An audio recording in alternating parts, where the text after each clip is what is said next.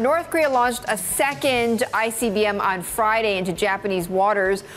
We know that the Japanese officials have been very strict in their responses, very immediate. So what has been the response from Prime Minister Abe? Right. Well, I think what we have to remember here is that North Korea is thought to have been capable of reaching Japan with a missile for quite a long time. So this is a question of how much further than Japan it can go with these missiles. And Japan has developed a rather kind of standardized response to each launch. It will call the US, it will call South Korea, it will vow to work more closely together. But I think what's happened that's more interesting perhaps this time was before the launch. We saw Japan stepping up sanctions and including Chinese organizations that were thought to have links with North Korea.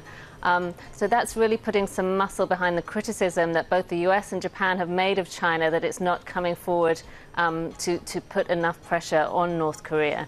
So we'll have to see what the response is from China to that. It could damage relations possibly between China and Japan, as well as between China and the US.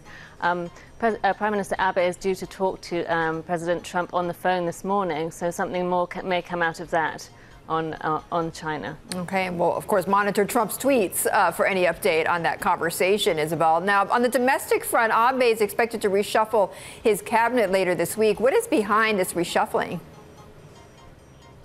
Right. Well, what has happened to Abe is a rather catastrophic fall in his approval, which came sort of out of the blue about 6 weeks ago.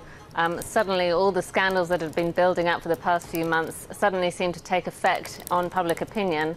And he's now lower in the opinion polls than he has been since he took office in 2012. So he needs to be shown to do something different in response to that. Having said that, it's rather limited. Most analysts say that he's not going to come up with any huge surprises. He's going to replace the people who obviously need to be replaced. But he may be bringing back some familiar faces. So it won't be a very surprising lineup probably this time.